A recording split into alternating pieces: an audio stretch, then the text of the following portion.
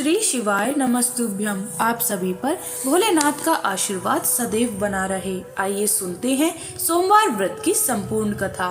पौराणिक कथा के अनुसार अमरावती नगर में एक धनी व्यापारी रहा करता था। दूर दूर तक उसका व्यापार फैला हुआ था। नगर में उस व्यापारी का सभी लोग बहुत मान सम्मान करते थे। इतना सब कुछ होने पर भी वह व्यापारी मन से बहुत दुखी था, क्योंकि उस व्यापारी का कोई पुत्र जो नहीं था। दिन रात उसे बस एक ही चिंता सताती रहती थी कि उसकी मृत्यु के बाद उसके इतने बड़े व्यापार और धन संपत्ति को कौन संभालेगा। पुत्र प्राप्ति की इच्छा से वह व्यापारी हर सोमवार भगवान शिव की व्रत और पूजा किया करता था। सायंकाल को वह व्यापारी शिव मंदिर में जाकर भगवान शिव के सामने घी का दीपक भी जलाता था। उस व्यापारी की भक्ति देखकर एक दिन देवी पार्वती ने भगवान शिव से कहा, हे प्रभु, यह व्यापारी आपका सच्चा भक्त है। कितने दिनों से यह सोमवार का व्रत और पूजा नियमित कर रहा है। भगवान, आप इस व्यापारी की मनोकामना अवश्य पूर्ण करें। तब भगवान शिव ने मुस्कुराते हुए कहा, हे पार्वती, इस संसार में सबको उसके कर्म के अनुसार फल की प्राप्ति होती है। प्राणी जैसा कर्म करते हैं उन्हें वैसा ही फल मिलता है। इसके बाद भी देवी पार्वती नहीं मानी। उन्होंने बार बार आग्रह करते हुए कहा, हे महादेव, हे प्रभु, आपको इस व्यापारी की इच्छा पूर्ण करनी ही पड़ेगी। यह आपका अनन्य भक्त है।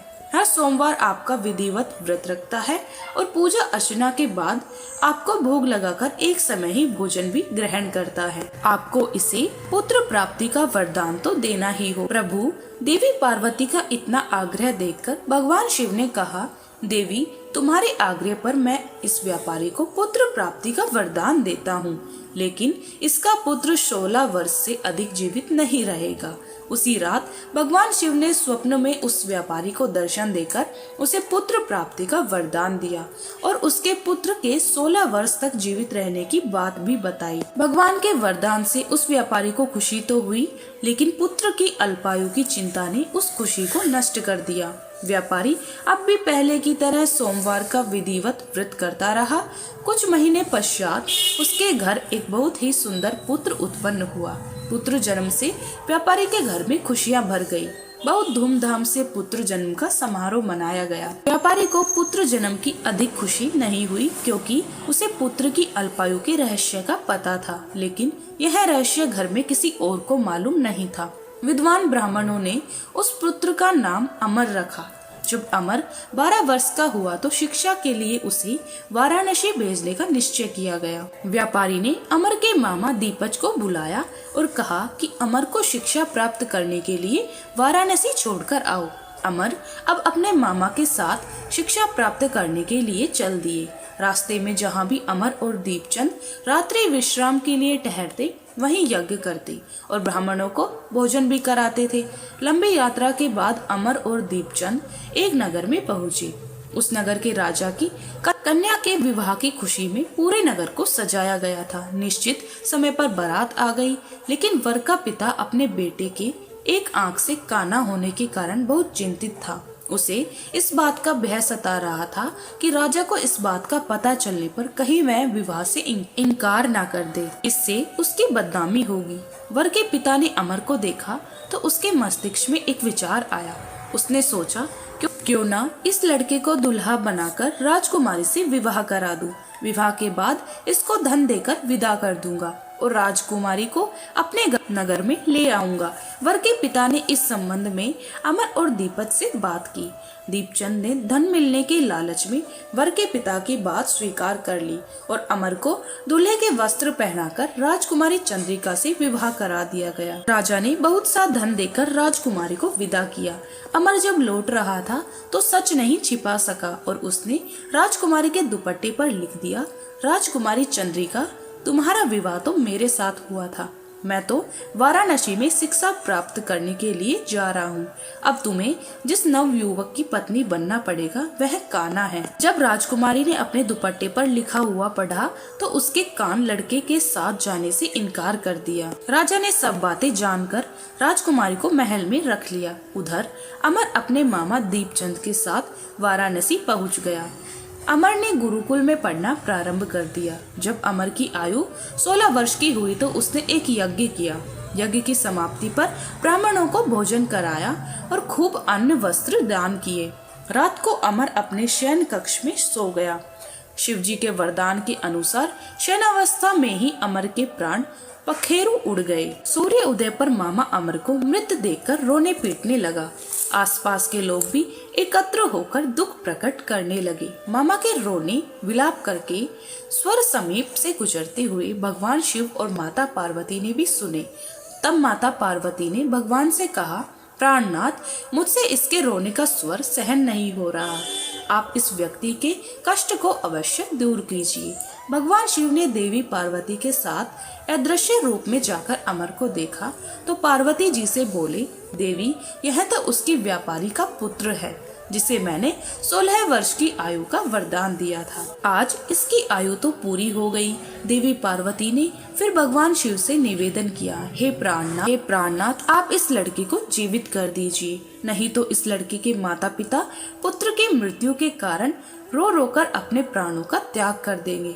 इस लड़के का पिता तो आपका परम भक्त है, वर्षों से सोमवार का व्रत करते हुए आपको भोग लगा रहा है। माता पार्वती के बार बार आग्रह करने पर भगवान शिव ने उस लड़के को जीवित होने का वरदान दे दिया और कुछ ही क्षणों में वह जीवित होकर उठ बैठा। फिर शिक्षा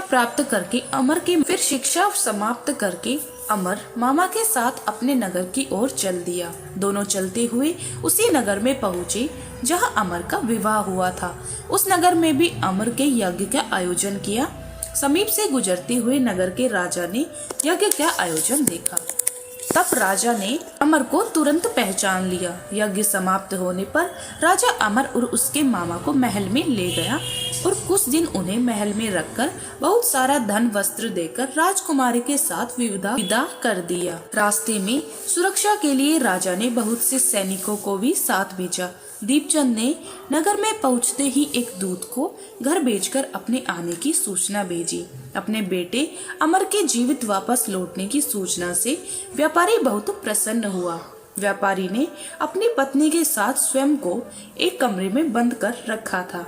भूखे प्यासे रहकर व्यापारी और उसकी पत्नी बेटे की प्रतीक्षा कर रहे थे। उन्होंने प्रतीक्षा कर रखी थी कि यदि उन्हें अपने बेटे की मृत्यु का समाचार मिला तो वे दोनों भी अपने प्राण त्याग देंगे। व्यापारी अपनी पत्नी और मित्रों के साथ नगर के द्वार पर पहुंच गया। अपने बेटे की विवाह का समाचार सुनकर पुत्र वधू द्वारा चंद्रिका को देखकर उसकी खुशी का ठिकाना नहीं रहा। उसी रात भगवान शिव ने व्यापारी के स्वप्न में आकर कहा, हे श्रेष्ठी, मैंने तेरे सोमवार के व्रत करने और व्रत कथा सुनने से प्रसन्न होकर तेरे पुत्र को लंबी आयु प्रदान की है। यह सुनकर व्यापारी बहुत प्रसन्न हुआ। सोमवार का व्रत करने से व्यापारी के घर में खुशियां लौट आई।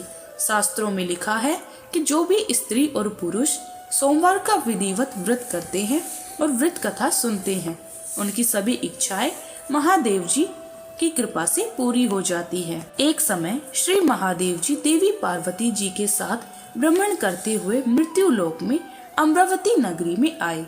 वहाँ के राजा ने शिव जी का एक भव्य मंदिर बनवाया था जो कि अत्यंत सुंदर रमणीक था, मन को शांति देने वाला था। भ्रमण करते समय भगवान शिव और देवी पार्वती जी वहां ठहर गए। पार्वती जी ने कहा, हे नाथ, आइए आज इसी स्थान पर चौसर पासे खेले। खेल प्रारंभ हुआ। शिव जी कहने लगे, मैं जीतूंगा। इस प्रकार उनकी आपस में वार्तालाप होने लगी। उस समय पुजारी जी पूजा करने आए। पार्वती जी ने पुजारी से कहा, पुजारी जी बताइए जीत किसकी होगी। पुजारी ने कहा, इस खेल में तो महादेव जी के समान कोई दूसरा पारंगत नहीं हो सकता, इसलिए महादेव जी ही यह बाजी जीतेंगे। परंतु हुआ उल्टा, जीत पार्वती जी की हुई। अतः पुजारी जी को पार्वती जी ने कोढ़ी होने का श्राप दे दिया कि तुम्हें मिथ्या भाषण किया है। अब तो पुजारी को कोढ़ रोग हो गया। भगवान शिव, देवी पार्वती जी दोनों वापस चले गए। कुछ समय बाद अप्सराएं पूजा करने आई। अप्सराओं ने पुजारी जी के उसके कोढ़ी होने का कारण पूछा तो पुजारी जी ने सारी बातें बता दी। अप्सराएं कहने लगी, पुजारी जी आप 16 सोमवार का व्रत करें तो महादेव प्रसन्न होकर आपका संकट दूर करेंगे। पुजारी जी ने अप्सराओं से व्रत की विधि पूछी। अप्सराओं ने व्रत करने और उद्यापन करने की संपूर्ण विधि बता दी। पुजारी जी ने विधि पूर्वक श्रद्धा भाव से व्रत प्रारंभ किया और अंत में व्रत का उद्यापन भी किया और 16 सोमवार व्रत के प्रभाव से पुजारी जी रोग मुक्त हो गए। कुछ दिनों के बाद भगवान शंकर और देवी पार्वती जी पुनः उस मंदिर में आए तो पुजारी जी को रोग मुक्त देखकर पार्वती जी से पूछा, मेरे दिए हुए श्राप से मुक्ति पाने का तुमने कौन सा उपाय किया? पुजारी जी ने कहा, हे माता, अप्सराओं द्वारा बताए गए 16 सोमवार के व्रत का पालन करने से मेरा यह रोग दूर हुआ है। पार्वती जी ने भी 16 सोमवार का व्रत किया, जिससे उनके रूठे हुए कार्तिकेय जी भी अपनी माता से प्रसन्न होकर आज्ञाकारी हुए। कार्तिकेय जी पूछा, हे माता, क्या कारण है कि मेरा मन सदैव आपके चरणों में ही लगा रहता है? पार्वती जी ने कार्तिकेय जी को 16 सोमवार के व्रत का महत्व तथा विधि बताई। तब कार्तिकेय जी ने इस व्रत को किया तो उनका पिछड़ा हुआ मित्र मिल गया। अब मित्र ने भी इस व्रत को अपने विवाह होने की इच्छा से किया। फलतः वह परदेश गया। वहाँ के राजा की कन्या का स्वयंवर था। राजा ने प्रण किया था कि हथिनी जिस व्यक्ति के गले में वर्णमाला डाल देगी उसी के साथ मैं अपनी राजकुमारी का ब्याह करूंगा। वह ब्राह्मण मित्र भी स्वयंवर देखने की इच्छा से वहां एक कोने में जाकर बैठ गया। हथिनी ने उसी ब्राह्मण मित्र को माला पहनाई तो राजा ने बड़ी धूमधाम से अपनी राजकुमारी का विवाह उसके साथ कर दिया। इसके बाद दोनों सुख पूर्वक रहने लगे। एक दिन राजकुमारी ने पूछा, हे नाथ, आपने कौन सा पुण्य किया है जिससे हथिनी ने आपके गले में वरमाला पहनाई? ब्राह्मण पति ने कहा, मैंने कार्तिकेय जी द्वारा बताए 16 सोमवार का व्रत पूर्ण विधि विधान सहित श्रद्धा के साथ किया और उद्यापन भी किया, जिसके फलस्वरूप मुझे तुम्हारे जैसी सौभाग्यशाली पत्नी मिली। अब तो राजकुमारी जी ने भी सत्य पुत्र प्राप्ति के लिए व्रत किया और फिर सर्वगुण संपन्न पुत्र प्राप्त किया। बड़े होकर पुत्र ने भी राज्य प्राप्ति की कामना से 16 सोमवार का व्रत किया। राजा के देवलोक होने पर भी इसी ब्राह्मण कुमार को राजगद्दी मिली। फिर भी वह इस व्रत को करता रहा। एक दिन उसने अपनी पत्नी से पूजन सामग्री मंदिर में लेकर चलने को कहा, परंतु उसने पूजा सामग्री अपनी दासियों द्वारा भिजवा दी और स्वयं वहां नहीं गई। तब राजा ने जब पूजन समाप्त किया तो आकाशवाणी हुई, हे राजा, तुम अपनी इस पत्नी को त्याग दो, नहीं तो राजपाट से हाथ धोना पड़ेगा। प्रभु की आज्ञा मानकर उसने अपनी पत्नी को महल से निकाल दिया। तब वह अपने भाग्य को कोसती हुई एक पेड़ के नीचे बैठी हुई थी। वहां पर एक बूढ़ी माई आई और तब राजकुमारी ने अपना दुखड़ा उन बूढ़ी माई को सुनाया। राजकुमारी बोली, मैं पूजन सामग्री लेकर राजा के कहे अनुसार शिवालय में नहीं गई तो राजा ने क्रोधित होकर मुझे निकाल दिया। बूढ़ी माई ने कहा, तुझे मेरा काम करना पड़ेगा। उसने स्वीकार कर लिया। तब बूढ़ी माई ने सूत की गठरी उसके सिर पर रखी और उसे बाजार भेज दिया। रास्ते में आंधी आई तो सिर पर रखी गठरी उड़ गई। बूढ़ी माई ने डांटकर उसे भगा दिया। अब रानी बूढ़ी माई के यहाँ से चलते चलते एक आश्रम में पहुंची। गोसाई जी उसे देखते ही समझ गए कि यह तो किसी उच्च घराने की अबला विपत्ति की मारी है। वे उसे धैर्य बांधते हुए बोली, बेटी, तू मेरे आश्रम में ही रहना, किसी प्रकार की चिंता मत करना। रानी अब आश्रम में रहने लगी, परंतु वह जिस भी वस्तु को हाथ लगाती वह वस्तु खराब हो जाती। यह देखकर गोसाई जी ने पूछा, बेटी, किस देव के अपराध से ऐसा होता है? रानी ने बताया कि मैंने अपने पति की आज्ञा का उल्लंघन किया और शिवालय में पूजन के लिए नहीं गई, इसी से मुझे यह घोर कष्ट उठाने पड़ रहे हैं। गोसाई जी ने भगवान शिव से उसके कुशल क्षेम के लिए प्रार्थना की और कहा, बेटी, तुम 16 सोमवार का व्रत विधि अनुसार करो। तब रानी ने विधि पूर्वक व्रत पूर्ण किया और व्रत के पुण्य प्रताप से राजा को रानी की याद आई तो दूतों को उसकी खोज में भिजवाया। आश्रम में रानी को देखकर दूतों के राजा को जाकर सारा हाल बताया। तब राजा ने स्वयं वहां जाकर गोसाई जी से कहा, महाराज, यह तो मेरी पत्नी है, मैंने इसका परित्याग कर दिया था। अब आप कृपया करके इसको मेरे साथ जाने की आज्ञा दीजिए। शिव जी की कृपा से प्रतिवर्ष 16 सोमवार का व्रत करते हुए वे दोनों आनंद से रहने लगे और अंत में शिवलोक को प्राप्त हुए। इस प्रकार 16 सोमवार के व्रत की कथा समाप्त हुई। बोलिए शंकर भगवान की जय, माता पार्वती की जय।